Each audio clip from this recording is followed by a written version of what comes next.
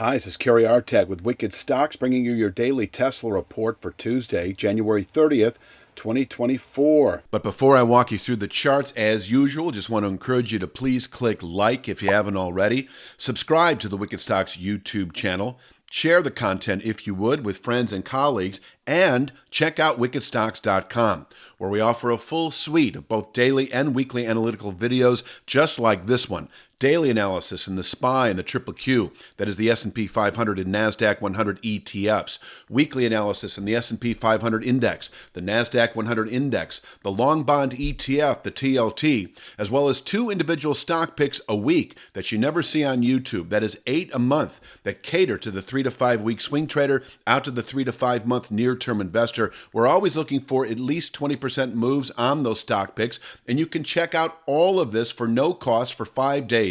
We offer a 5-day free trial up front with a wickedstocks.com subscription. So sign up for wickedstocks.com, check it all out. If you don't like what you see within 5 days, you can cancel your subscription at no cost to you whatsoever. Let's take a look at the charts. I'll start with this one, just to kind of the big picture reminder that we had, let's put it this way. We had a targeted resistance area from about 5-6 weeks ago that we tested at the 252.73 channel top.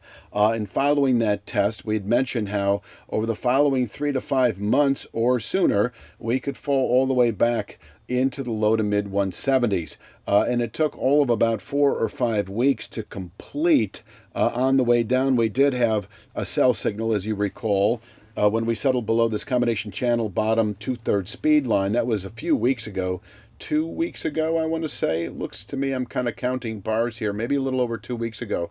So that was the sell signal that clarified the possibility for the mid to upper 170s. Then, at the time, it was in the low 180s and dropping. So 175.63 on the daily chart, 174.76 on the weekly chart, 177.25 all day long with that 5/8 long-term Fibonacci level from the January low to the July high. And so we've not tested that area. We've not even dropped into the 1% zone, although we've come close. And now we're recovering here, off of those lows from last week. Now, I'm trying to find a good chart here to kind of illustrate what I'm looking at for the day. Let me see, just one more time here. Yeah, that's about as good as it gets, I think, today. I do have, and I'm talking to day traders right now, 193 even. Yes, I have 194.07 all day long. That is that October low. But I do think it is pushing through the high of the low, which was put out last Thursday, the big sell-off day. That high was 193 even.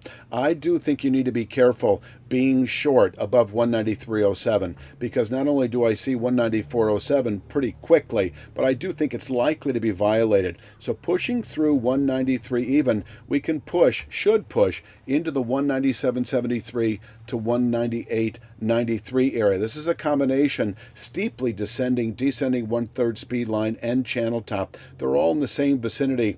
Solid area of resistance for the day, but because they're dropping both at such a rapid pace, I'm reluctant to call it a weekly resistance area, although, looking back Thursday, Friday of this week, we may see that it actually did contain buying pressures for the week. So I'll let you be the judge on that. I will say that if we close above 198.93, there is no good reason to be short 3 to 5 day swing traders, because I do think with that kind of volatility, closing today above 198.93, you can anticipate this 217.94 descending 1/3 speed line that is based in part on last week's low. As I've been mentioning, following a test of 175.63, that you can anticipate then this descending 1/3 speed line at 217.94 over the following 3 to 5 weeks. Now, we've not tested 175.63, but we do have the descending 1/3 speed line that is meaningful trend resistance.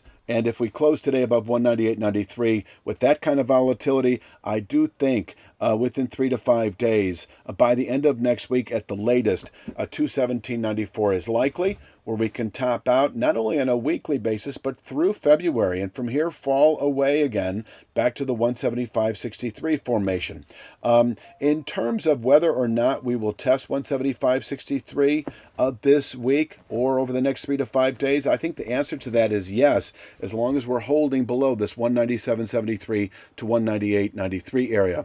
And so day traders can sell this area and 3 to 5 day swing traders, but we need to come off of it by the afternoon. If we settle in this vicinity without settling above it, but we settle near it, let's say we settle above 194.07 and we're trading and the closing bell at 196, 197 and change, this is dropping at such a steep pace that we may well open above it tomorrow. It would then be day support, and we would have an early buy signal at 217.94 that would be confirmed tomorrow with a settlement above 198.93. So bottom line is, if you sell 197.73 to 98.93 on a 3 to 5 day basis, and I think you can, you want to see the market back away from it as we move into the afternoon and into the closing bell. Because, as I say, it's dropping at such a steep pace, it wouldn't take much for the market, just by virtue of the passage of time, to close above that steeply descending combination line studies, actually. Downside today, 182.63. Nothing more than the low settlement price that was put out on Thursday of last week. It can contain intraday, possibly daily selling pressures. And if we break 182.63 today, 175.63 not out of the question as a possible intraday objective. I will say that if we close today below 182.63, you should anticipate 175.63 tomorrow. Once again, 175.63 on the daily chart. On the weekly chart, it's 174.76. We've got a 5/8 Fibonacci all day long. If we happen to close below that 174.76 formation at the end of the week, by a 1% margin of 173.01 or lower, we enter another significant sell signal, and that should yield a sell-off probably similar to what we've seen following that high from 5 weeks ago. The same sort of rate of descent could play out as we move through the following 4, 5, 6 weeks. We should continue south to this narrowing 101.81 to 106.64 area, where we find our next meaningful support threshold. But until then, lifting short positions in the mid 170s, upper 170s is the name of the game.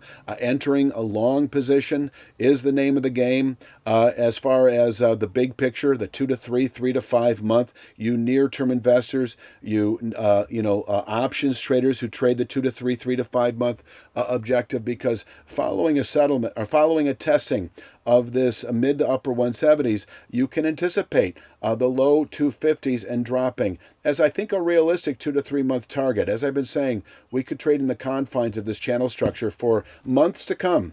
And in terms of whether or not we will test 252.73 like an actual signal that we can expect sooner than later, that would come, of course, with a settlement above 217.94.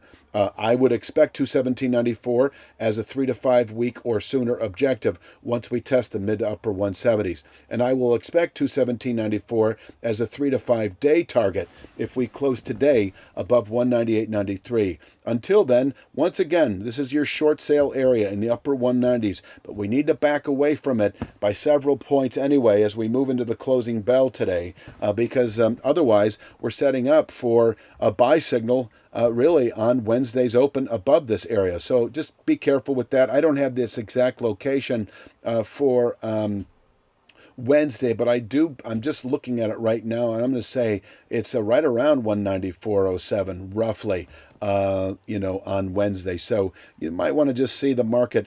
If we do test 197.73 to 198.93, you might want to see it back away to close the day below 194.07 if you're going to hold that short position into later week. And I think it's a good play. You just need to exercise, conservative, aggressive risk management to the upside. Don't get caught short up to 217.94.